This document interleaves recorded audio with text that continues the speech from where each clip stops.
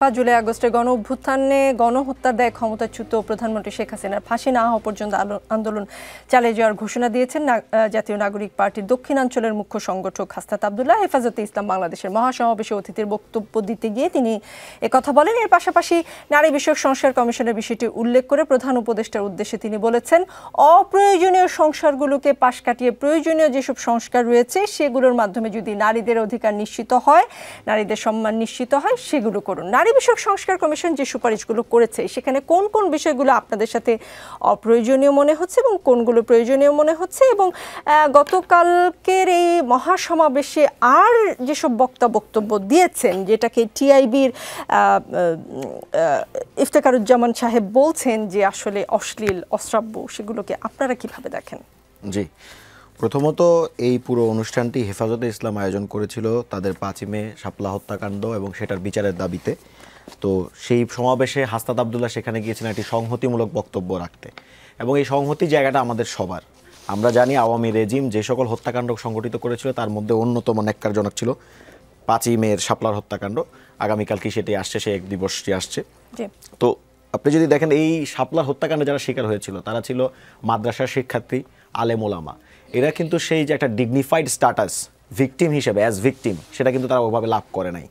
এবং আরও কষ্টকর যেটা হচ্ছে তাদেরকে চিন্তা করা হয় কেবলমাত্র ইসলামকে প্রতিষ্ঠা করতে গিয়ে, মুসলমানদের অধিকার বা খেলাফত প্রতিষ্ঠা করতে গিয়ে তারা জীবন দিয়ে দিয়েছে। কিন্তু অ্যাট দ্য সেম টাইম আমরা এটাও ভুলে যাই যে বাংলাদেশের গণতান্ত্রিক অধিকার রক্ষার যে সংগ্রাম এবং গণতন্ত্র প্রতিষ্ঠার যে একটা সংগ্রাম, সেই সংগ্রামে কিন্তু তাদের এই যে আত্মত্যাগ, এটা একটা রোল প্লে করেছে।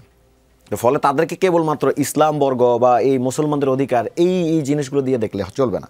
তো সেই জায়গায় হাসনাত আবদুল্লাহ বলেন বা যেই বলেন, যারাই যাক, সেখানে তারা অনেকেই সংহতিমূলক বক্তব্য, আমি হাসনাত আবদুল্লাহর কথা যেহেতু বলছি, হাসনাত আবদুল্লাহ সেখানে একটা সংহতিমূলক বক্তব্য প্রদান করেছেন।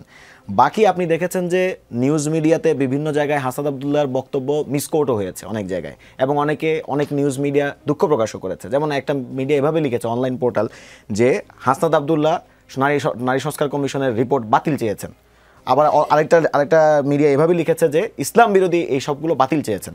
পরবর্তীতে ওই মিডিয়াগুলো আবার কিন্তু দুঃখ প্রকাশ করে স্টেটমেন্ট দিয়েছে। ফলে এখানে কিছু মিডিয়ার এক ধরনের ফ্যাব্রিকেশন আমরা দেখতে পেয়েছি। সালেউদ্দিন সিফাত, আমি আসছি পর্বটাতে যেহেতু আমরা সময় কম পাবো, একদম ডাইরেক্ট কোশ্চেন অ্যানসার, যে বাকি বক্তব্যগুলোর সাথে এনসিপি আমরা আসছি। প্রথমত আমাদের একটা নারী উইং আছে, আপনারা জানেন, এনসিপির, এবং এট দ্য সেম টাইম আমাদের একটা সংস্কার বিষয়ক সমন্বয় কমিটি আছে। ফলে নারী সংস্কার কমিশন সহ ইতিপূর্বে আমাদের সংবিধান সংস্কার কমিশন বলেন, যতগুলো কমিশন আছে তাদেরকে যখন আমরা আমাদের দলীয় অবস্থান ঘোষণা করেছি, আমরা নিজেরা আগে আলাপ আলোচনা করেছি, আমাদের আলাপ আলোচনার ভিত্তিতে তাদের কাছে আমরা সিদ্ধান্তগুলো পেশ করেছি, এবং এরপরে আলাপ আলোচনা জাতীয় ঐক্যমত্য কমিশনের সাথে তো চলছে। তবে আমরা কিছু বিষয়ে আমার নিজের একটা ক্রিটিক আছে। সেই ক্রিটিকগুলো যদি আমি একটু পরিষ্কার করে বলতে চাই, সেটা হচ্ছে আমরা সামাজিক এবং ধর্মীয় মূল্যবোধের যে জায়গাটা, যেহেতু আমরা একটা সোসাইটিতে আছি এবং এখানে একটা ধর্মীয় একটা ব্যাপার আছে, এবং ইভেন নারী সংস্কার কমিশনের রিপোর্টও আপনি দেখবেন যে সেখানে মুসলমান, হিন্দু, খ্রিস্টান তাদের উত্তরাধিকারের অনেকগুলো বিষয় জড়িত। ফলে এইসব জায়গায় আমি মনে করি আমরা ব্যক্তিগত জায়গা থেকে সামাজিক এবং ধর্মীয় মূল্যবোধ অটুট রেখে নারী অধিকার প্রতিষ্ঠায় কীভাবে কাজ করা যায় সেটা আমরা দেখব। আরেকটা ক্রিটিক আছে নারী সংস্কার কমিশনের, একটা ক্রিটিক, সেটা হচ্ছে যে নারী সংস্কার কমিশনে আমি আজকে আসার সময় আমি স্টেক হোল্ডারগুলো দেখছিলাম যাদের সাথে তারা সাক্ষাৎ করেছে এবং তাদের কাছ থেকে ইনফরমেশন নিয়েছে।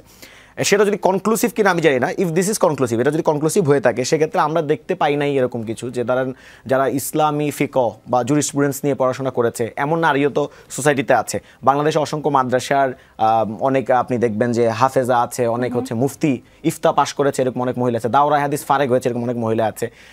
তারপর আবার হিন্দু ধর্মাবলম্বী যারা আছে তাদের এই ধরনের ধর্মীয় শিক্ষায় শিক্ষিত হয়েছে, বা খ্রিস্টান যারা আছে, এইসব যারা অন্তর্ভুক্ত তাদেরকে অন্তর্ভুক্ত করার বা তাদেরকে ওইখানে সিদ্ধান্ত গ্রহণ প্রক্রিয়া তাদেরকে নেওয়া হয়েছে কিনা, যদি এটা থাকতো বেটার হতো। আরেকটা বিষয় আমি শেষ করতে চাই, আসলে এই প্রতিবাদগুলো আপনারা করেননি, রিপোর্ট প্রকাশ করে না, এটা তো আমরা কমিশন রিপোর্টে বলছি। আরেকটা বিষয় হচ্ছে বাতিলের কথা যেটা বলা হচ্ছে, যে একটা জিনিস হচ্ছে কি আপনার যারা বাতিল চাচ্ছে তারাও যে আবার নারীদের যে সমাজের অংশের প্রতিনিধিত্ব করছে, আমরা কিন্তু গতকাল সমাবেশে তাদেরও দেখতে পাইনি।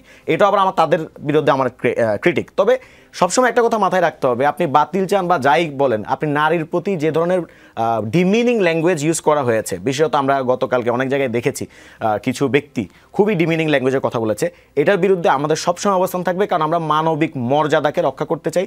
মানবিক মর্যাদা হানিকর কোনো কিছুকে সমর্থন করার কোনো প্রশ্নই আসে না। জি।